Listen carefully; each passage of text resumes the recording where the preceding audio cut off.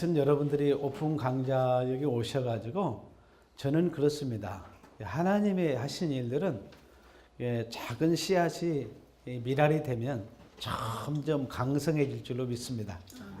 이제 지금 이 시간에도 하나님의 사람들은 지금 여기를 향해서 오고 있는 줄로 믿습니다. 그래서 아까도 제가 전화 받은 걸 봤는데 이 모임이 앞으로 점점 저는 강성해질 걸 확신합니다. 다윗이 하나님의 신에 감동됨으로 점점 강성해졌잖아요. 이 모임은 점점 강성해질 수밖에 없습니다. 주님이 일하시니까. 자, 같이 연결해서 말씀을 보도록 하겠습니다.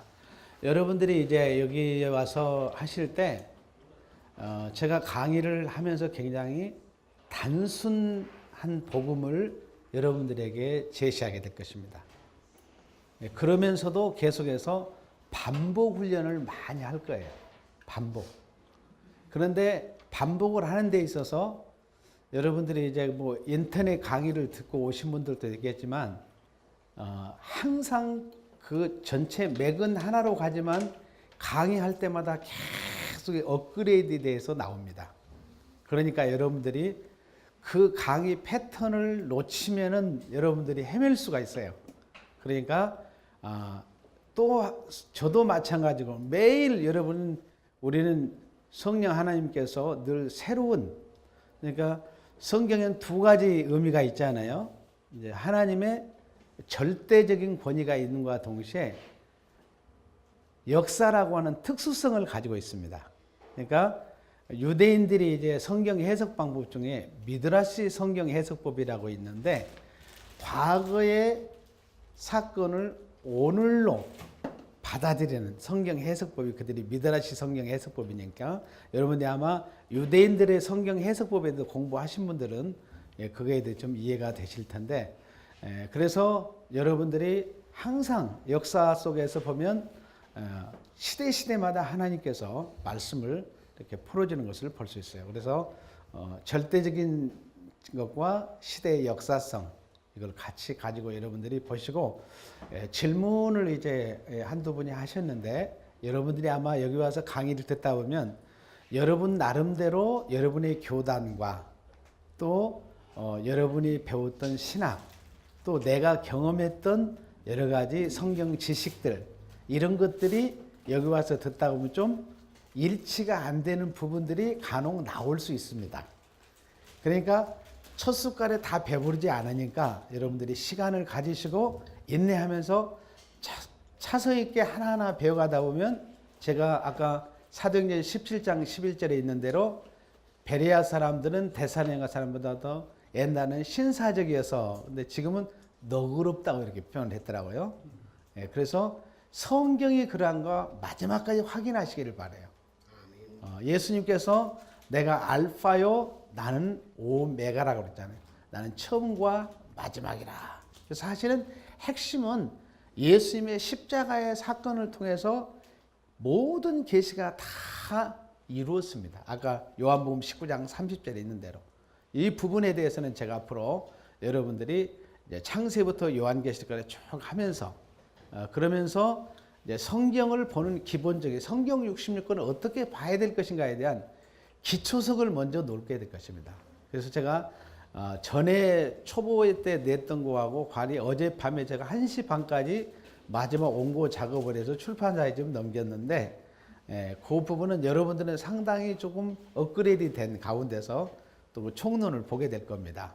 그래서 사실은 아까 제가 크게 이제 예수 그리스도 안에서 본 성경 66권 이전에 성경을 어떻게 봐야 될까 이 총론이 중요합니다. 그래서 제가 총론은 제가 서문에서는 100도 이상씩을 하라고 한 거예요. 그게 아주 중요한 부분입니다. 그 부분들을 제가 자세히 이제 강의할 때 하도록 하겠습니다. 자, 계속해서 제가 여러분들에게 성경이 누구의 말씀이라고 그랬죠? 하나님의 말씀이다. 자,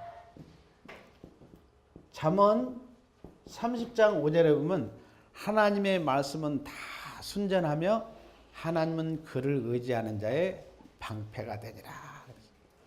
성경은 전혀 세르파라고 이렇게 히브리 원문에 써 있고 탐임으로 우리가 같은 단어를 쓸 수 있는데, 하나님의 말씀은 그 자체가 완전하기 때문에 인간의 생각을 더하거나 뺄 필요가 없습니다. 바로 그래서 예수님이 나는 뭐요? 알파요? 오메가라고 그랬어요. 그 다음에 여러분들이 디모데후서 3장 15절에 보면 모든 성경은 하나님의 감동으로 기록됐다고 그랬습니다. 그래서 우리가 구원에 이르는데 전혀 부족함이 없도록 교훈도 해주고 책망도 합니다. 그래서 여러분들이 성경을 볼 때, 저는 사실 어렸을 때 이 아버지랄지 어머니한테 이렇게 어른들한테 칭찬을 많이 받고 자라가지고 참 제가 책망받는 것이 참 받기 어려운 사람 중에 한 사람이었어요. 근데 제가 성경을 보면서 책망을 받는 훈련을 배웠습니다. 특히 어디서? 선지서 구약 17권을 통해서 제가 너무 충격을 많이 받은 거예요. 얼마나 하나님의 마음이 아팠을까.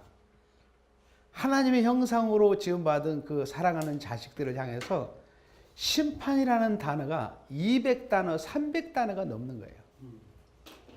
우리 한글 번역은 도대체 번역이 안 되는 거예요. 짓밟아버리고 문제버리고 죽여버린다는 말들이 너무 많은 거예요.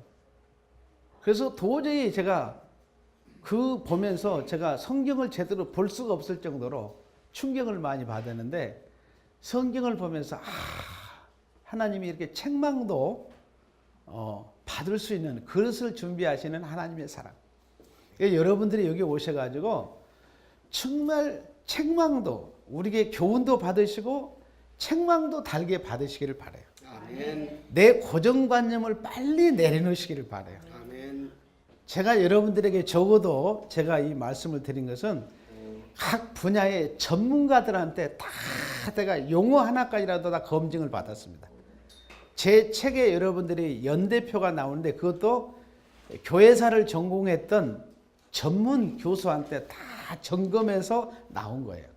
그러니까 신앙은 여러분들이 성경이라고 하는 이 객관적인 진리를 주관적으로 내가 경험한 것으로 끝나지 마시고 교회가 검증을 해줘야 됩니다.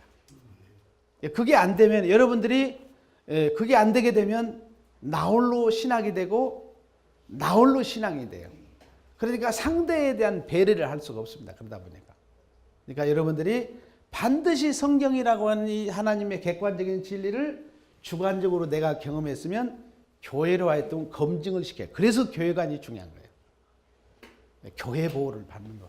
그래서 교훈도 하고 책망도 하고 바르게도 하시고 또 그 다음에 뭐죠? 의로 교육하기에 유익하니. 우리를 그렇게 해서 성도로 온전하게 만드는 책이 뭐냐? 성경입니다. 성경은 또 다른 말로 이야기하면 구원 계시다 그 말이에요.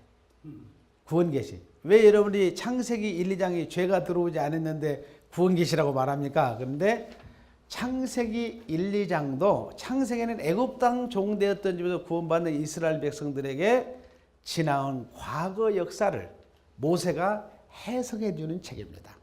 그렇기 때문에 창세기도 구원의 책이에요. 아멘. 그리고 왜 제가 여러분들한테 계속 강조해요? 예수 그리스도 안에서 성경 66권을 봐야 되느냐? 우리는 보통 이제 하나님의 천지 창조를 성부 하나님의 고유의 영역으로 이렇게 생각을 했어요. 그런데 성경을 자세히 보면 천지 창조도 예수 그리스도 안에서 창조가 됐습니다. 자, 요한복음 1장 1절에서 3절 보겠습니다.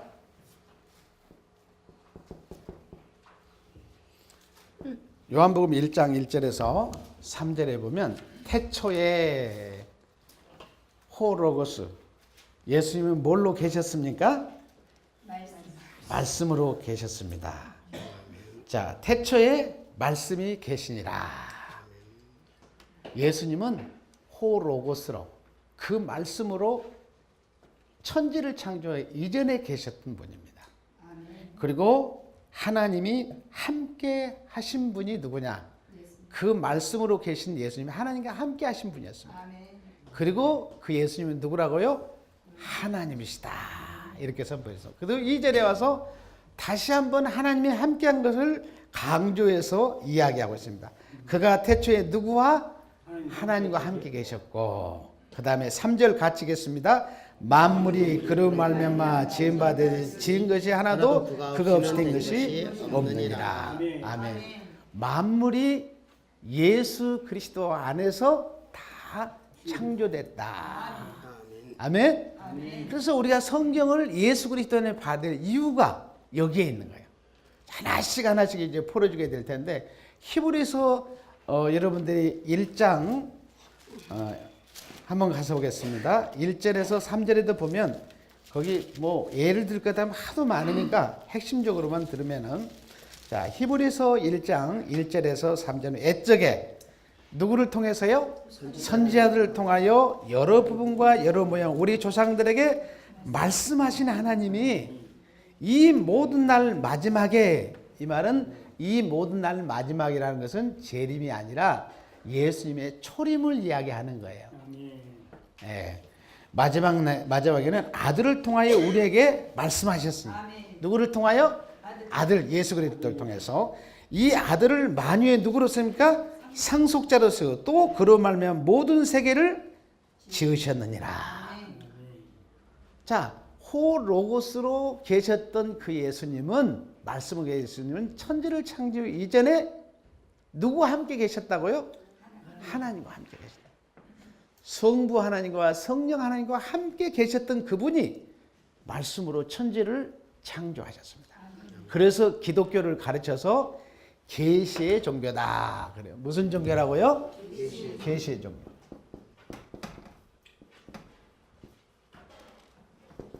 기독교는 계시의 종교입니다. 이 계시란 말은 여러분이 잘 아는 대로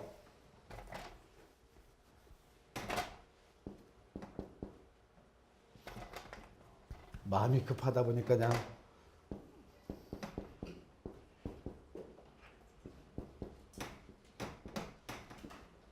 아포라는 말은 뭐뭇으로부터 그 말이에요. 칼립시스는 뭡니까? 비밀이라는 거예요. 비밀인 비밀인데 알려진 비밀이라는 거예요.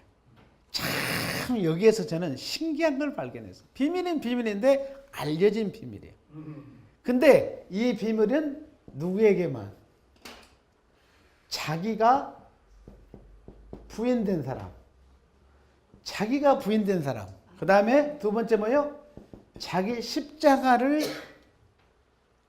지는 자. 그 다음에 세 번째, 자기의 모든 소유입니다. 무슨 소유?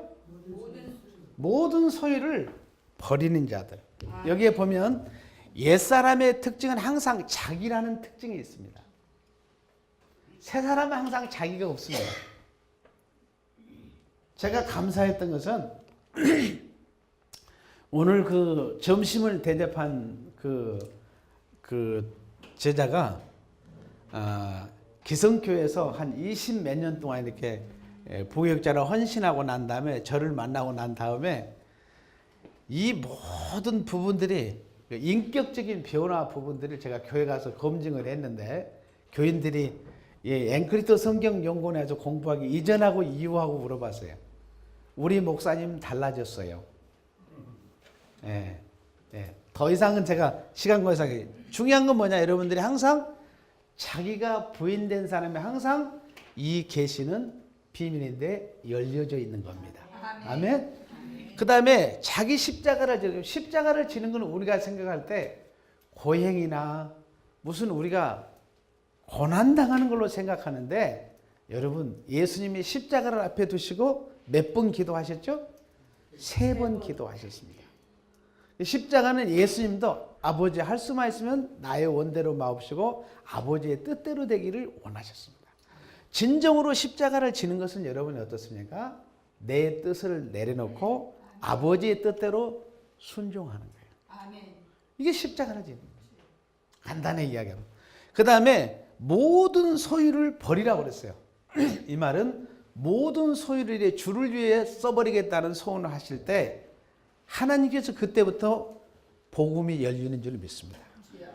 제가 예수 그리스도 안에서 본 성경 66권 이 책 쓰고 난 다음에 강의를 했는데 목회자 반에서는 그런 헌신자가 나오지 않았는데 일반 성도에게는 제가 그랬어요. 내가 이 책 한 권에 나는 100만 원을 받아도 하나님 앞에 나는 부끄럽지 않습니다. 그랬어요. 그랬더니 한 성도님 집사님이 그 다음 주에 강의 들어오면서 은행에서 100만 원 빳빳한 거 100만 원 딱 찾아오셔가지고 목사님 책값입니다. 그리고 100만 원 가져오셨더라고요. 하나님이 증거를 보여주시더라고요. 증인을 대라면 여기 지금 앉아있으니까 제가 될 수도 있습니다. 네. 근데 정말 그분을 보면서 제가 깜짝 놀랐어요. 복음이 들어가니까 모든 소유가 주님의 것이 열리니까 하나님께서 그 가정에 이렇게 길을 열어주시고 하나님의 은혜 주시고 축복해 주겠어요, 안 하겠어요? 놀라운 변화들이 일어난 걸 볼 수 있습니다. 그래서 여러분들이 성경을 항상 이 계시의 기독교는 계시의 종교이기 때문에 말씀에서 여러분들이 빗나가면 그때부터 돼요. 여기 이단의 브라질에서 온 킬러 목사님이 선교사님 계신데 하여튼 이단에 잡는데 이단 때려잡는 데는 하여튼 F킬러입니다. 남미가 그냥 이 선교사님 때문에 이승재 선교사님 때문에 남미의 이단들이 발을 디딜 수가 없는 거예요. 워낙 강하게 막 하시니까 뭐 내 목에 칼이 들어와도 그냥 칼로 죽인다 해도 그냥 복음으로 계속 승리하고 오셨거든요. 네, 그래서 제가 너무 존경스럽고 강요한데 2번이나 초청해가지고 제가 브라질에 가서 한 번은 제가 다른 분의 초청해서 가고 한 번은 정식으로 초청해서 제가 한 달 동안 가서 브라질에 가서 이제 선교 사역하고 대표적인 한인교회 섬겼는데 너무 그때 제가 은혜를 많이 받았습니다. 그래서 여러분들이 성경은 결국 이 성경을 통해서 우리로 하여금 그리스도의 온전한 인격을 이루게 돼요. 그래서 이 세상에 여러분들이 이미 오전에 아담 안에서 죄도 경험하고 또 그리스도 안의 의도 다 경험하도록 한 겁니다. 그래서 여러분들이 실수하는 것을 보고 있잖아요. 전에는 저도 실수하는 걸 좀 용납이 잘 안 됐어요. 근데 저는 지금도 실수하면 그럴 수도 있죠. 아담 안에서 저런 또 실수도 범해야 온전한 인격이 되어지지. 그러면서 실수도 그리스도의 사랑으로 받아들이게 되더라고요. 네, 여러분들이 여기 오고 나서 정말 주님이 한번 생각해요. 주님은 머리 둘 곳이 없다고 그랬는데 죄 없으신 그 죄악된 세상에 살아가실 때 그 심적인 고통이 얼마나 컸겠어요. 그러나 주님은 십자가를 통해서 다 이제 이루실 것을 본인이 다 확신하고 있기 때문에 요한복음 17장에 보면 제자들을 위해서 기도하실 때 그러시잖아요. 하나 되기를 위해서 기도하시죠. 처음에는 아버지와 나는 창세전에 아버지와 함께 영광을 해보던 하나됨을 기도했습니다. 제자들과 하나 되기를 위해서 기도하시고 마지막 온 교회가 하나 되기를 위해서 기도하는데 예수님이 아버지께 보고하실 때 아버지여 저들은 아버지의 말씀을 지켰나이다. 이렇게 보고하는 거예요.